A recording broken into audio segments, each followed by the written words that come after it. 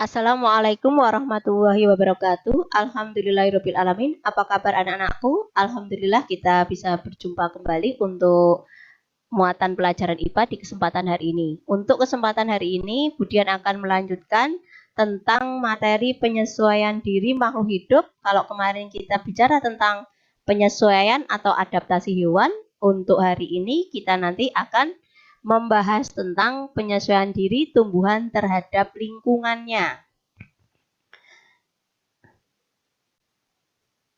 Tetapi sebelum membahas tentang penyesuaian diri atau adaptasi tumbuhan, Budian akan menyampaikan dulu tentang penggolongan tumbuhan berdasarkan tempat hidup atau habitat. Berdasarkan tempat hidup atau habitat, tumbuhan dibedakan menjadi 3. Yang pertama adalah xerofit. Apa itu tumbuhan xerofit? Yaitu tumbuhan yang hidup di tempat kering atau gersang. Sedikit air ya di daerah tersebut. Kemudian penggolongan berikutnya adalah hidrofit. Tumbuhan hidrofit adalah tumbuhan yang hidup di perairan. Nah, yang ketiga adalah higrofit. Apa itu tumbuhan higrofit? Yaitu tumbuhan yang hidup di daerah yang lembab. Nah, untuk kelompok-kelompok tumbuhan ini memiliki ciri yang berbeda antara xerofit, hidrofit, higrofit. Kenapa memiliki ciri yang berbeda? Karena apa? Menyesuaikan lingkungan di mana tumbuhan-tumbuhan itu hidup agar bisa bertahan hidup di lingkungannya. Nah, untuk tumbuhan xerofit, contoh yang paling umum adalah kaktus. Nah, untuk tumbuhan xerofit itu biasanya memiliki daun yang kecil-kecil. Bahkan ada yang daunnya berbentuk duri. Kemudian biasanya memiliki batang yang bisa menyimpan air. Kemudian akarnya biasanya panjang dan menyebar untuk mencari sumber-sumber air di dalam tanah yang dalam. Kemudian untuk tumbuhan hidrofit biasanya memiliki ciri batangnya berongga. Nah, untuk apa? Untuk memudahkan dilalui oleh udara. Sehingga walaupun akarnya di dalam air, tumbuhan tersebut masih bisa bernafas. Kemudian untuk higrofit. Higrofit itu adalah tumbuhan yang hidup di daerah lembab. Biasanya di tempat-tempat yang lembab, misalnya di daerah yang memiliki kelembapan udara yang tinggi. Itu biasanya ada tumbuhan-tumbuhan tertentu yang tumbuh di sana. Kalau kamu sering melihat di kamar mandi atau di daerah lingkungan dekat sumur, itu biasanya kan ada tumbuhan yang menempel hijau-hijau. Nah, itu lumut atau bisa jadi di situ juga terdapat paku. Nah, tumbuhan ini adalah contoh tumbuhan yang hidup di daerah lembab. Biasanya untuk tumbuhan yang hidup di daerah lembab memiliki stomata yang banyak atau lubang daun yang banyak. Fungsinya agar mempercepat kehilangan air sehingga dia tidak mudah mengalami pembusukan. Di samping itu, untuk tumbuhan higrofit memiliki perakaran yang tidak kuat atau akarnya pendek-pendek sehingga dia tidak bisa mencari air di tempat yang lebih dalam. Akibatnya jika kekurangan air lingkungan itu, maka dia akan cepat menjadi layu. Nah, itu tadi pengelompokan tumbuhan berdasarkan habitatnya. Ada xerofit, ada hidrofit, ada higrofit. Kemudian untuk berikutnya kita akan membahas beberapa ciri khusus tumbuhan dalam rangka menyesuaikan diri terhadap lingkungan atau dalam rangka beradaptasi. Baik beradaptasi terhadap lingkungan tempat hidup maupun beradaptasi untuk melindungi diri. Tapi Budian akan membahas hanya beberapa tumbuhan saja karena banyak sekali. Karena keterbatasan waktu, maka nanti anak-anak bisa membaca sendiri di buku modul atau sumber lain. Untuk yang pertama, Budian akan membahas tentang ciri khusus kaktus. Nah, untuk kaktus itu memiliki beberapa ciri. Yang pertama, biasanya memiliki batang tebal dan berongga. Fungsi batang tebal dan berongga pada kaktus itu adalah untuk menyimpan air. Ketika musim hujan, maka kaktus akan menyerap air dalam jumlah besar, kemudian akan disimpan pada batang dan akan digunakan pada saat-saat tidak turun hujan, karena di daerah gurun kan jarang sekali turun hujan, sehingga dia perlu memiliki cadangan air yang banyak.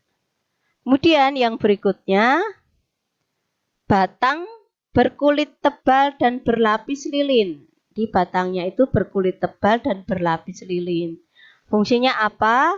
Untuk mencegah atau memperkecil penguapan air dari dalam tubuh kaktus.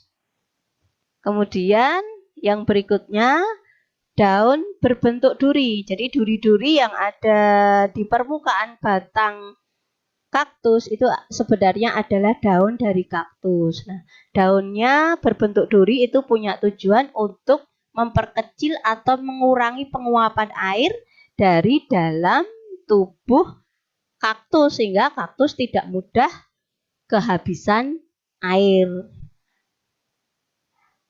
Yang berikutnya adalah akar panjang dan menyebar. Nah, akar panjang dan menyebar pada kaktus itu memiliki fungsi untuk mencari sumber-sumber air di tanah bagian dalam. Karena kan sumber air di daerah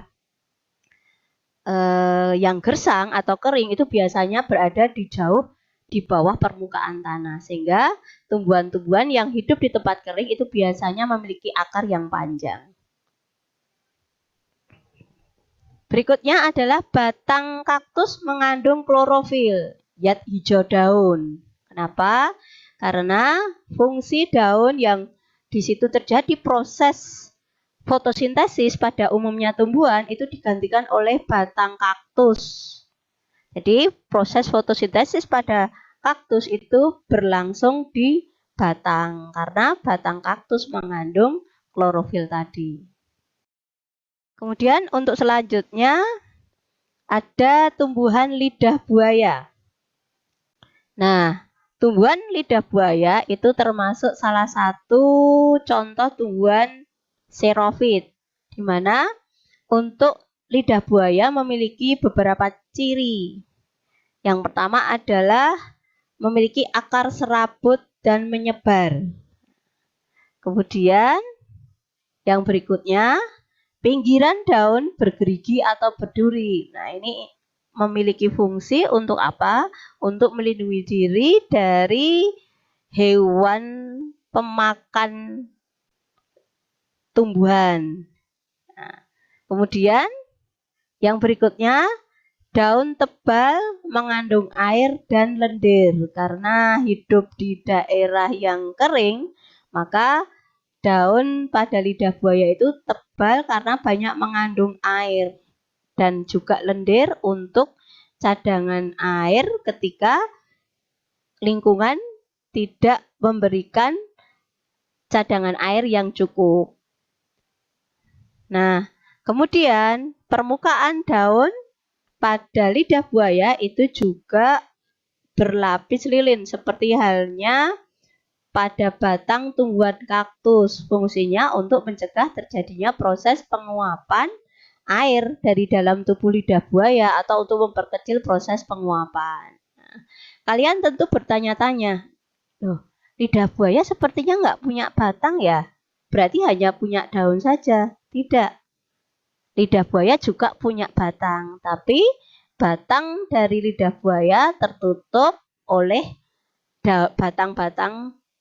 tertutup oleh daun-daun lidah buaya. Nah, karena batangnya itu berada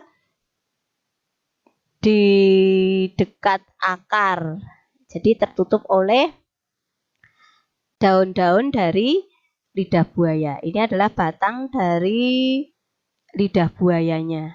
Biasanya mengandung serat kayu dan tidak menggembung seperti halnya daunnya. Dan untuk berikutnya adalah teratai. Nah, teratai merupakan salah satu contoh tumbuhan hidrofit.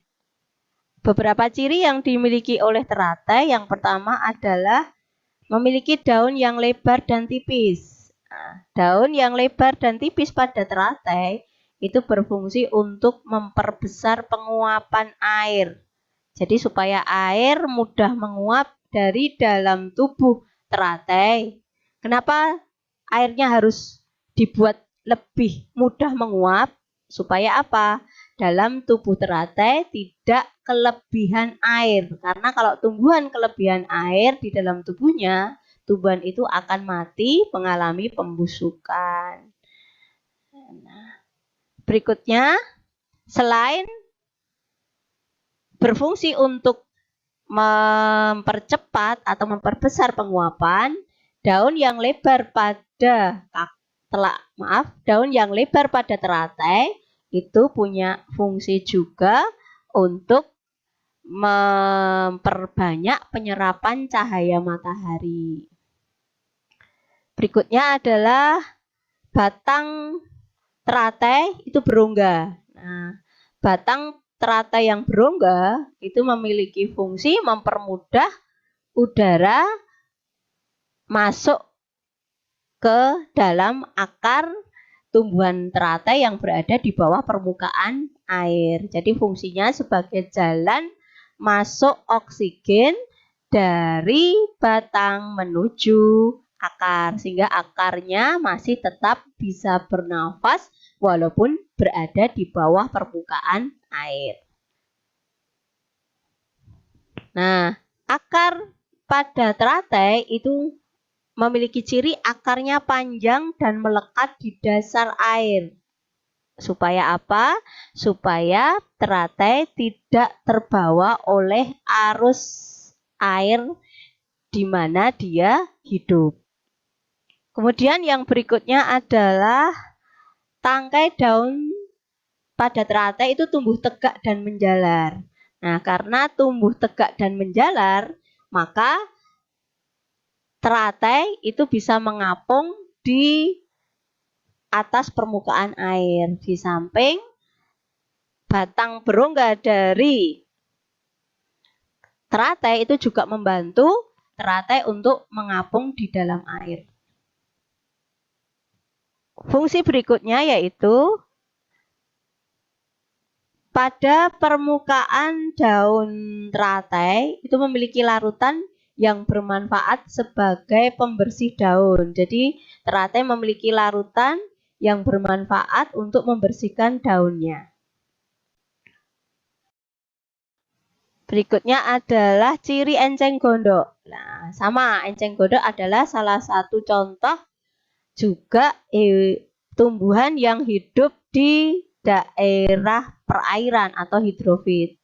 Beberapa ciri yang dimiliki oleh enceng gondok yang pertama adalah tangkai daunnya menggembung berisi udara. Nah, tangkai daun yang menggembung berisi udara itu memiliki fungsi agar enceng gondok bisa mengapung di atas permukaan air.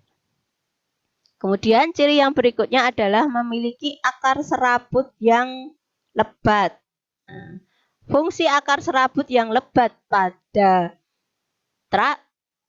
enceng gondok itu berfungsi untuk menjaga keseimbangan enceng gondok. Supaya apa? Supaya enceng gondok bisa tetap mengapung dalam kondisi tegak di atas permukaan air dan tidak terbalik. Jadi untuk menjaga keseimbangan enceng gondok. Yang berikutnya adalah daun enceng gondok lebar dan licin. Nah, lebar tadi, fungsi daun yang lebar tadi untuk mempercepat atau memperbesar penguapan. Sedangkan permukaan daun yang licin itu memiliki fungsi agar enceng gondok daunnya tidak basah oleh air. Karena kalau basah oleh air, maka enceng gondok akan bertambah berat yang mengakibatkan enceng gondok tidak akan bisa mengapung di atas permukaan air. Untuk berikutnya yaitu bakau. Nah, bakau merupakan salah satu tumbuhan yang hidup di daerah pantai atau di tepi pantai. Nah, untuk menyesuaikan diri terhadap lingkungan pantai tersebut, maka bakau memiliki beberapa ciri. Yang pertama adalah memiliki akar tunggang untuk menopang tubuh bakau agar tetap kokoh berdiri.